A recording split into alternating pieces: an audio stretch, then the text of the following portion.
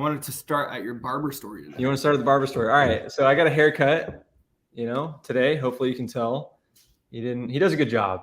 Makes me look he knows how to fade. Halfway decent, which is tough to do. But he's young. He's 21. And this is like my third or fourth time going to him. So I haven't known him that long, to be honest. But he asks a lot of questions, and he's really why does he ask questions of you? What do you tell him that makes him curious about you, Nick? Well, I'll tell you how it started.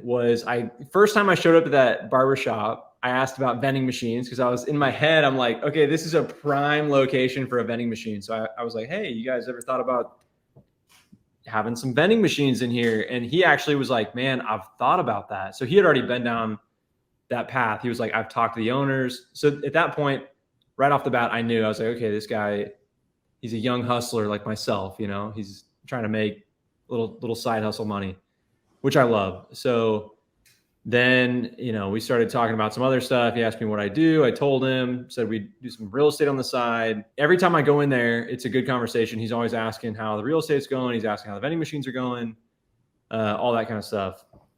And he wants to learn, right? And he watches a lot of the same YouTube channels that I watch. Does he watch Wantrepenuers? I told him about Wantrepenuers. I was like, man, we should have you on to the Wantrepenuers podcast. You're gonna have to show him this episode next time you go. Yeah, we talked about you. I'm gonna show him this. Yeah, I'm not gonna use his name because I don't know if he wants his name to be used. But anyway, so back to the story. So the reason I said he should come on the Wantrepenuers podcast, which is what I was telling you earlier, is I can't remember how we started down this path, but we were talking about flipping things, right? And I used to flip like watches on eBay. I would, I'd go to Goodwill. I'd buy stuff. Dude, when I was playing baseball and getting paid nothing, like you got to find a way to make a little money, right? So I'm not too good to flip a watch on eBay. And you can make really good money arbitraging stuff. And so anyway, we start talking about that. And he's telling me, he's like, oh yeah, I've done a lot of that. I've flipped a lot of jewelry. I've done a lot of watches, Rolexes, whatever it is. Rolexes. And he said Rolex. And so I'm like, okay, so this guy, he knows his stuff. Because if you're going to be flipping Rolexes, number one, you got to have a lot of money, cash on hand, because you got to know your watches. And you got to know your watches because you have to know, if it's fake or real, first of all, which can be really tough. And then also just valuation wise, like the watch market is fairly volatile, especially as of late. Like, I don't know if you're paying attention to it, but Rolex basically did this during COVID, like straight line. But so we get to talking, and because we were also talking about real estate, right? I was telling him about how I'm trying to buy this storage facility. He was asking about that. And then he was like, man, then he offers like, hey, if you need an investment, let me know. And so now I'm curious. I'm like, all right, dude, tell me more about that flipping stuff you were doing. And I'm nosy as hell. So I'm like, tell me how much you made, basically.